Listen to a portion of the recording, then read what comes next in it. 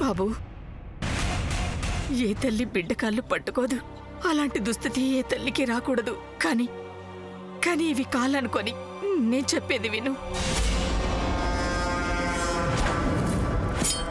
చూడు, శామ్ జైలుకి వెళ్ళిందన్న ఆనందాన్ని నీరు కార్చకో.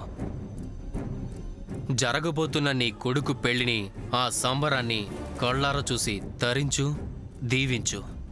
గుండెల్లో భయం తన్నుకొస్తుంటే అలా ఎలా ఉండగలను బాబు? భయమా? దేనికి? ఇవాళ అబ్బో శుభం తెలియని ఆ పిల్ల పోలీసులతో వెళ్ళిందని సంతోషించడం కాదు, రేపు అసలు నిజం బయటపడితే మన పరిస్థితి ఏంటనేది ఆలోచించు. ఆ పిల్ల గురించి అందరికీ తెలుసు కాబట్టి, ఆడపిల్ల కాబట్టి అందరూ మౌనంగా ఉన్నారు. కానీ అసలు ఆ నగలు పెట్టా తీసింది, దాచింది నువ్వేనని తెలిస్తే ఏం జరుగుతుందో ఒక్కసారి ఆలోచించు బాబు.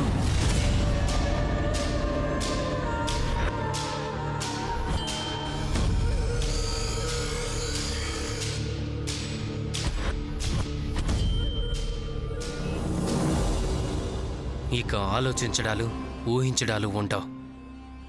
ఆ శామ్ అరెస్ట్ కావటం ఒక విధంగా మంచిదే అయింది. రింగు మాస్టర్ పక్కకు తప్పుకుంటే నేను ఆడుతున్న ఆటకి పులి స్టాప్ పడ్డట్టే.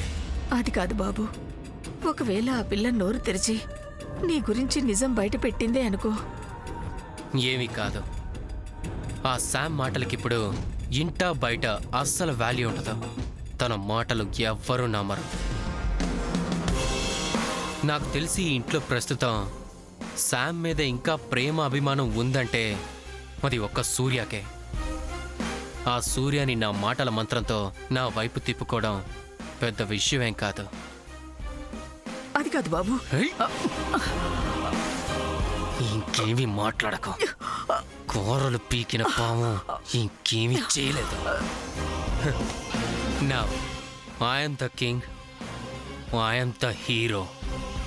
పద్మతో నా పెళ్ళి ఇక ఏ ఆటంకం లేకుండా జరుగుతుంది.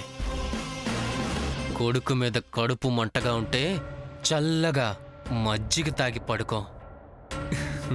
అమ్మ కడుపు చల్లగా, నీ కొడుకు లైఫ్ కూల్గా ఉంటుంది. వెళ్ళు.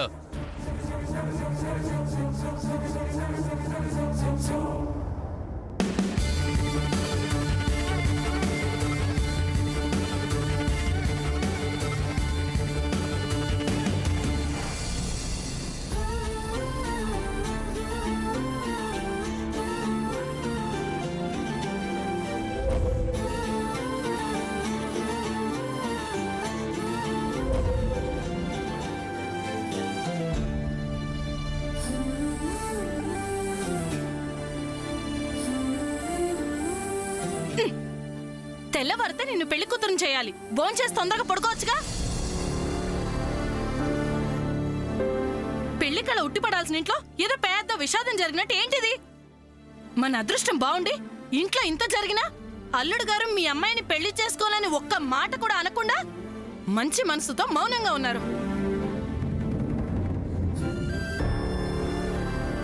ఆ అమెరికా పిల్ల చేసిన తప్పుకి సంబంధం చెడిపోలేదు కాబట్టి సరిపోయింది.